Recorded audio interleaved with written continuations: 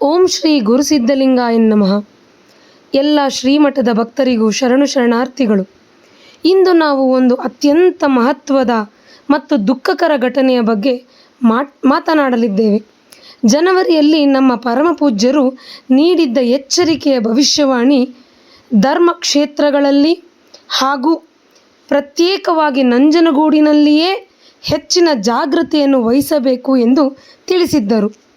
ಇದಲ್ಲದೆ 8/4/2025 ಸಹ ಗುರುಗಳು ನಮ್ಮ ಪ್ರಸಿದ್ಧ ದಕ್ಷಿಣ ಕಾಶಿ ಎಂದೇ ಪ್ರಸಿದ್ಧವಾಗಿರುವಂತಹ ನಂಜನಗೂಡಿನಲ್ಲಿ ಜಾತ್ರಾ ಮಹೋತ್ಸವದ ವೇಳೆಯಲ್ಲಿ ಹೆಚ್ಚಿನ ರೀತಿಯಲ್ಲಿ ಅವಘಡಗಳು ಸಂಭವಿಸಬಹುದು, ಅದರಲ್ಲೂ ಸಾವು ನೋವುಗಳು ಸಹ ಸಂಭವಿಸಬಹುದೆಂದು ಎಚ್ಚರಿಸಿದ್ದರು. ಅದರಂತೆಯೇ ಆ ದೇವಸ್ಥಾನದ ಭಕ್ತರು ಹಾಗೂ ಮೈಸೂರಿನ ಸುತ್ತಮುತ್ತಲಿನ ಆಡಳಿತ ಮಂಡಳಿಯವರು, ಭಕ್ತರು ಎಲ್ಲರೂ ಶ್ರೀಮಠಕ್ಕೆ ಭೇಟಿ ನೀಡಿ ಗುರುಗಳ ಆಶೀರ್ವಾದವನ್ನು ಪಡೆದು ಅವರ ಮಾರ್ಗದರ್ಶನದಂತೆ ಎಲ್ಲವನ್ನೂ ಪರಿಹರಿಸಿಕೊಂಡರು. ಹಾಗೆಯೇ ಈ ಸಾರಿಯೂ ಸಹ ಜಾತ್ರಾ ಮಹೋತ್ಸವದ ವೇಳೆಯಲ್ಲಿ ಶ್ರೀಮಠಕ್ಕೆ ಭೇಟಿ ನೀಡಿ ಗುರುಗಳ ಮಾರ್ಗದರ್ಶನವನ್ನು ಪಡೆಯಲು ತಿಳಿಸಿದ್ದರು. ಆದರೆ ಅವರು ಕಾರಣಾಂತರಗಳಿಂದ ಶ್ರೀಮಠಕ್ಕೆ ಭೇಟಿ ನೀಡಲಿಲ್ಲ. ಹಾಗಾಗಿ ನಂಜನಗೂಡಿನ ಜಾತ್ರಾ ಮಹೋತ್ಸವದಲ್ಲಿ ಅಥವಾ ಅನೇಕ ಉತ್ಸವಗಳಲ್ಲಿ ಎಚ್ಚರಿಕೆಯನ್ನು ವಹಿಸಬೇಕು ಎಂದು ಸಹ ಪರಮಪೂಜ್ಯರು ತಿಳಿಸಿದ್ದರು. ಅದರಂತೆಯೇ ಮಾರ್ಚ್ 30, 2026 ನಡೆದ ಶ್ರೀಕಂಠೇಶ್ವರನ ಜಾತ್ರಾ ಮಹೋತ್ಸವದಲ್ಲಿ ಶ್ರೀಕಂಠೇಶ್ವರನ ಪಾದಕ್ಕೆ ಶರಣಾದರು. ಓಂ ಶ್ರೀ ಗುರುಸಿದ್ಧಲಿಂಗಾಯ ನಮಃ. ಸಮಸ್ತ ಪವರ್ ಟಿವಿಯ ವೀಕ್ಷಕ ಬಾಂಧವರಿಗೂ ಶ್ರೀ ಸಿದ್ಧಲಿಂಗೇಶ್ವರ ಗದ್ದಿಗೆ ಮಠದ ಸಮಸ್ತ ಭಕ್ತವೃಂದ ಶಿಷ್ಯವೃಂದಕ್ಕೆಲ್ಲ ಶುಭಾಶೀರ್ವಾದಗಳನ್ನು ನೀಡುತ್ತಾ, ನಮ್ಮ ಸನಾತನ ಪರಂಪರೆ ಅತ್ಯಂತ ಉತ್ಕೃಷ್ಟವಾದದ್ದು ಮತ್ತು ಅತ್ಯಂತ ವೈಜ್ಞಾನಿಕವಾದದ್ದು. ಹೀಗಾಗಿ ನಮ್ಮ ಭಾರತ ವಿಶ್ವಗುರು ಭಾರತ. ಆದ್ದರಿಂದ ಪ್ರತಿಯೊಂದು ಭಾರತೀಯರಲ್ಲೂ ಸಹ ದೈವಾಂಶ ಸಹ ಇರುತ್ತೆ ಅಂತಂದು ನಾವು ಹಿಂದಿನಿಂದನೂ ಸಹ ಹೇಳ್ತಾ ಬರ್ತಾ ಇದ್ದೀವಿ. ಏಕಂತಂದರೆ ಈ ಮಣ್ಣಿನಲ್ಲಿ ಅಂತಹ ತಪಶಕ್ತಿ ಇದೆ. ಈ ಭಾರತದ ಮಣ್ಣು ಅಂತಹ ಮಹತ್ವವುಳ್ಳದ್ದು. ಈ ಮಣ್ಣಿನಿಂದಲೇ ಅನೇಕ ಕಾಯಿಲೆಗಳನ್ನು ಗುಣಪಡಿಸಬಹುದು ಅಂತಂದು ಅನೇಕ ವೈದ್ಯಕೀಯ ಲೋಕನೂ ಸಹ ಅಚ್ಚರಿ ಪಡ್ತಾ ಇದೆ. ಹೀಗಾಗಿ ನಮ್ಮ ಭಾರತ ಒಂದು ಅಂತಹ ಅಚ್ಚರಿಯುಳ್ಳ ಒಂದು ದೇಶ ಅಂತಂದು ತಿಳಿಸ್ತಾ ಇದ್ದೀವಿ. ಏಕಂತಂದರೆ ನಾವು ನಿಮಗೆ ಹಿಂದಿನಿಂದ ತಿಳಿಸ್ತಾ ಇದ್ದೀವಿ, ಕಾಲಜ್ಞಾನ ಒಂದು ಮಹಾ ವೈಜ್ಞಾನಿಕವಾದ ಒಂದು ಮಹತ್ತರವಾದ ಶಾಸ್ತ್ರ. ಯಾಕಪ್ಪ ಇದನ್ನು ತಿಳಿಸ್ತಾ ಇದ್ದೀನಿ ಅಂತಂದರೆ, ತಾವೆಲ್ಲ ಯಾರು ಕರೆಕ್ಟಾಗಿ ಫಾಲೋ ಮಾಡ್ತಾ ಇದ್ದೀರಾ ಗುರುಗಳನ್ನು ಅಂಥವರಿಗೆ ಗೊತ್ತಾಗುತ್ತೆ. ಏಕಂತಂದರೆ ನಾವು ಹೋದ ವರ್ಷವೂ ಸಹ ತಿಳಿಸಿದ್ವಿ. ಏನಪ್ಪ ಅಂತಂದರೆ,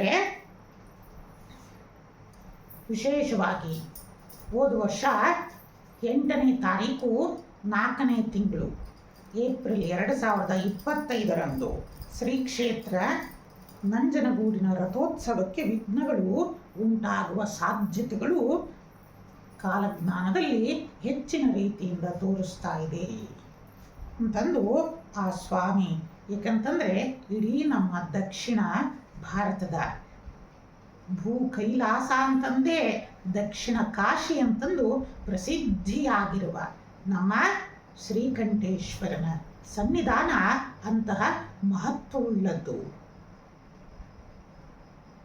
ಆಗಲೇ ಸಹ 8ನೇ ತಾರೀಕು ಏಪ್ರಿಲ್ 2025 ಸಹ ಕಾಲಜ್ಞಾನದ ಪ್ರಕಾರ ಗ್ರಹಗತಿಗಳ ಆಧಾರದಿಂದ ನೋಡಿದಾಗ ಕ್ಷೇತ್ರದಲ್ಲಿ ಅನೇಕ ರೀತಿಯಿಂದ ವಿಘ್ನಗಳು ಉಂಟಾಗುವಂತಹ ಸಾಧ್ಯತೆಗಳು ಹೆಚ್ಚಾಗಿ ತೋರಿಸ್ತಾ ಇದೆ ಅಂತಂದು ಆಗಲೂ ಸಹ ತಿಳಿಸಿದ್ವಿ ನಮ್ಮ ಪವರ್ ಟಿವಿನಲ್ಲಿ ಮತ್ತು ಅನೇಕ ಮಾಧ್ಯಮಗಳಲ್ಲೂ ಸಹ.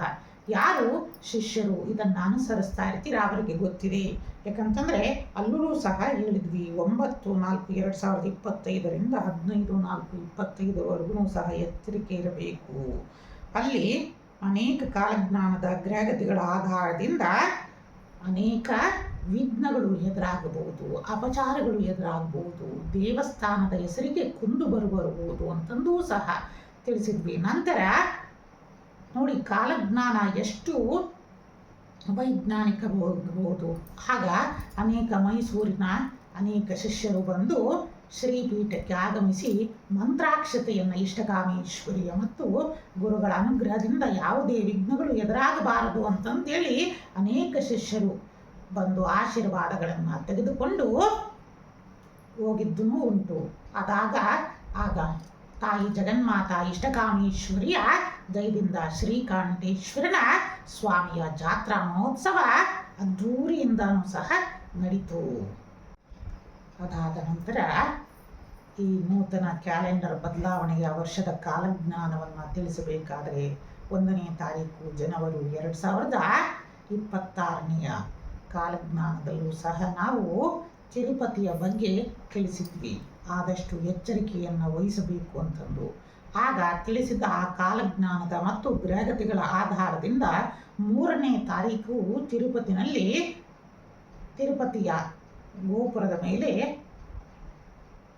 ಯಾವುದೋ ಒಬ್ಬ ವ್ಯಕ್ತಿ ಕುಡಿದ ಅಮಲಿನಲ್ಲಿ ಹೋಗಿ ಅಪವಿತ್ರವನ್ನುಗೊಳಿಸ್ತಾನೆ. ಅನೇಕ ಕಳಶಗಳನ್ನು ಮುಟ್ಟಿದ್ದೂ ಸಹ ನೋಡಿ ಎಷ್ಟು ಕಾಲಜ್ಞಾನದಲ್ಲಿ ಮುಂದಾಗುವ ಘಟನೆಗಳನ್ನು ಸಹ ಎಷ್ಟು ನಿಖರವಾಗಿ ತಿಳ್ಕೋಬೋದು ಅನ್ನೋದನ್ನು ಆ ಸತ್ಯವಾದ ಭವಿಷ್ಯವಾಣಿಯನ್ನು ತಿಳಿಸಬೇಕಾದರೆ ಜನವರಿ 5ನೇ ತಾರೀಕು 2026ರಂದು ಎಲ್ಲ ಶಿಷ್ಯಂದರು ನೋಡಿರ್ತೀರ. ತಿರುಪತಿಯ ಬಗ್ಗೆ ತಿಳಿಸಬೇಕಾದ್ರೆ ನಾವು ತಿರುಪತಿಯ ನಂತರ ಮುಂದೆ ಆಗುವಂತಹ ಅಚಾತುರ್ಯ ನಮ್ಮ ಕರ್ನಾಟಕದ ದಕ್ಷಿಣ ಕಾಶಿ ಭೂ ಕೈಲಾಸ ಅಂತಂದೇ ಪ್ರಸಿದ್ಧಿಯಾಗಿರುವ ಶ್ರೀಕಂಠೇಶ್ವರನ ಮಹಾಸನ್ನಿಧಾನದಲ್ಲಿ ಕೆಲವೊಂದು ಗ್ರಹಗತಿಗಳ ಆಧಾರದಿಂದ ಅಸುರ ಶಕ್ತಿಗಳ ಅಟ್ಟಹಾಸದಿಂದ ಕೆಲವೊಂದು ಜಾತ್ರಾ ಮಹೋತ್ಸವದಲ್ಲಿ ವಿಘ್ನಗಳು ಎದುರಾಗಬಹುದು, ಅಪಚಾರಗಳು ಉಂಟಾಗಬಹುದು ಅನ್ನೋದನ್ನು ಸಹ ಆ ವಿಡಿಯೋ ಸಂದೇಶದಲ್ಲಿ ತಿಳಿಸಿದ್ದೀವಿ. ತಾವುಗಳು ಸಹ ನೋಡಬಹುದು. 4, 5, 6ನೇ ತಾರೀಕು ಜನವರಿ 2026ರಲ್ಲೂ ಸಹ ಈ ವಾಕ್ಯವನ್ನೇ ಸಹ ತಿಳಿಸಿ ಅದರ ಬಗ್ಗೆ ಎಚ್ಚೆತ್ಕೋಬೇಕು. ಜಾತ್ರಾ ಮಹೋತ್ಸವಕ್ಕಿಂತ ಮುಂಚೆ ಯಾವ ಪರಂಪರೆಯಿಂದ ಬಂದಿದ್ದಾವೆ ಆ ಅನುಷ್ಠಾನಗಳನ್ನು ಮತ್ತೆ ಪುನರ್ಜಾಗೃತಿಗೊಳಿಸಬೇಕು. ಯಾಕಂದರೆ ಕ್ಷೇತ್ರದಲ್ಲಿ ದೈವಿಕ ಶಕ್ತಿಯ ಮತ್ತೆ ಆವಾಹನೆಯನ್ನು ಉಂಟಾಗಬೇಕು. ಸಕಲ ಭಕ್ತರಲ್ಲೂ ಸಹ ಆ ಸ್ವಾಮಿಯ ಬಗ್ಗೆ ಅತ್ಯಂತ ಶ್ರದ್ಧಾ ಭಕ್ತಿಗಳೂ ಸಹ ಮತ್ತೆ ಹೊರಹೊಮ್ಮಬೇಕು ಅನ್ನೋದನ್ನು ಸಹ ತಿಳಿಸಿ ನಮ್ಮ ಪರಂಪರೆ ಮತ್ತು ಸಂಸ್ಕೃತಿ ಸದಾ ಉಳಿಬೇಕು ಅನ್ನೋ ಸಂದೇಶವನ್ನು ಸಹ ತಿಳಿಸಿದ್ವಿ.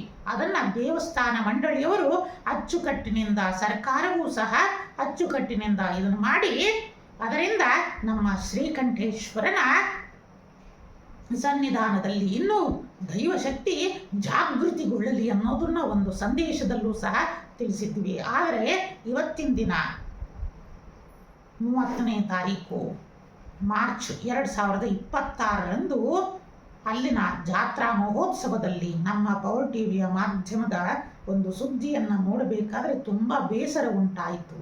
ರಥೋತ್ಸವ ನಡೆಯುತ್ತಾ ಇರಬೇಕಾದ್ರೆ ಒಬ್ಬ ಭಕ್ತನಾದ ನಂಜುಂಡಸ್ವಾಮಿ ಅಂತ ಗೊತ್ತಾಯಿತು. ಅಂಥವರಿಗೆ ಸಾವನ್ನು ಅಪ್ಪಿದರು. ಶ್ರೀಕಂಠೇಶ್ವರನ ಚರಣಾರವಿಂದಗಳಲ್ಲಿ ಐಕ್ಯರಾದರು ಅಂತಂದೂ ಸಹ ನೋಡಿದ್ದೀವಿ.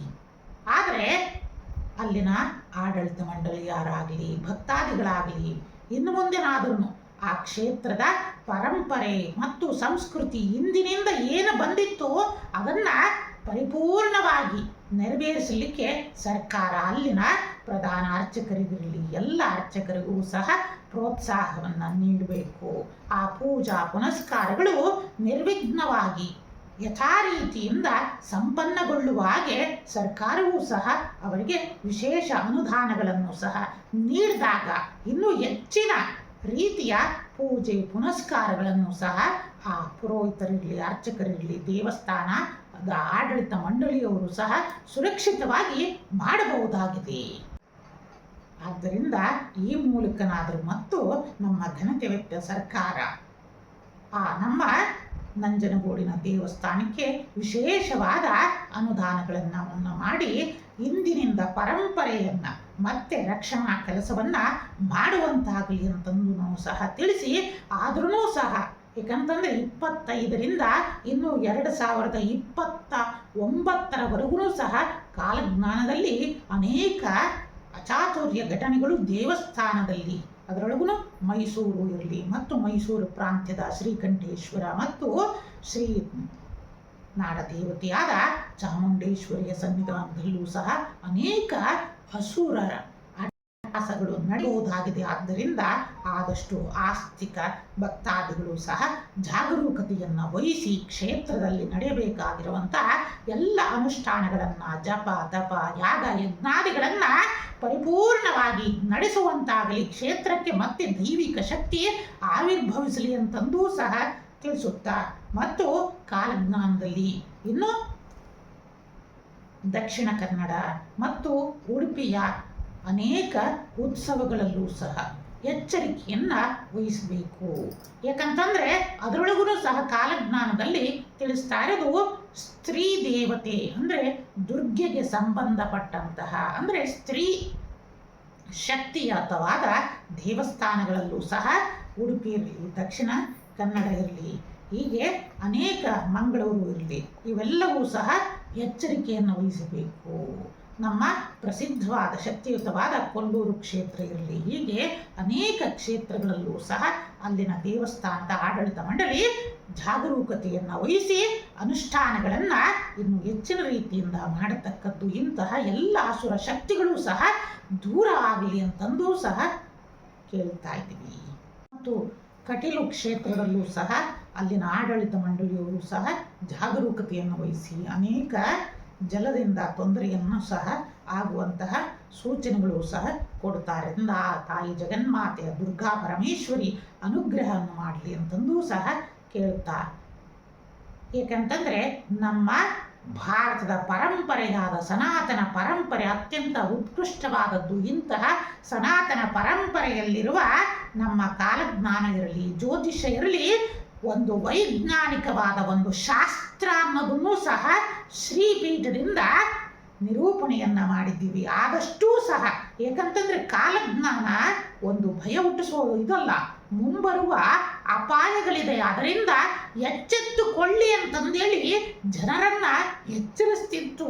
ಇಂದಿನಿಂದಲೂ ಸಹ ಅನೇಕ ಇತಿಹಾಸಕಾರರನ್ನು ನೀವು ಹೋಗಿ ಕೇಳಿ. ಯಾಕಂತಂದರೆ ನಿಜವಾಗಿ ಯಾರು ಇತಿಹಾಸವನ್ನು, ಭವ್ಯ ಭಾರತ ಪರಂಪರೆಯ ಇತಿಹಾಸವನ್ನು ಚೆನ್ನಾಗಿ ಯಾರು ಅಧ್ಯಯನವನ್ನು ಮಾಡಿರ್ತಾರೋ ನಮಗಿಂತಲೂ ಸಹ ನಿಮಗೆ ಅವರೇ ತಿಳಿಸ್ತಾರೆ. ಏಕೆಂತಂದರೆ ರಾಜ ಪರಂಪರೆಯಲ್ಲಿ ಹೇಗೆ ಈ ಜ್ಯೋತಿಷ್ಯ ಕಾಲಜ್ಞಾನ ಎಂದು ಅಂದರೆ ಅಮೋಘವಾಗಿತ್ತು, ವೈಜ್ಞಾನಿಕವಾಗಿತ್ತು, ಅಲ್ಲಿನ ರಾಜ ಪರಂಪರೆ ಇರಲಿ ಮತ್ತು ಪ್ರಜೆಗಳನ್ನು ಯಾವ ರೀತಿಯಿಂದ ನಡೆಸಿತ್ತು ಅಂತಂದು ನೀವುಗಳು ಸರ್ಕಾರದವರೂ ಸಹ ಕೇಳಿ ಮತ್ತೊಮ್ಮೆ ಮತ್ತೆ ನಮ್ಮ ಕಾಲಜ್ಞಾನಕ್ಕೆ ಅದೇ ವೈಭವೀಕರಣ ಬರಲಿ ಅಂತಂದು ಸಹ ಕೇಳುತ್ತಾ, ಪರಮದಯಾಳು ಶ್ರೀ ಸಿದ್ಧಲಿಂಗೇಶ್ವರರು ಜಗನ್ಮಾತೆಯಾದ ಇಷ್ಟಕಾಮೇಶ್ವರಿಯು ಸಕಲರಿಗೂ ಸನ್ಮಂಗಳವನ್ನು ದಯಪಾಲಿಸಲಿ ಅಂತಂದು ಶುಭಾಶೀರ್ವಾದವನ್ನು ನೀಡುತ್ತಾ ಓಂ ನಮಃ ಶಿವಾಯ.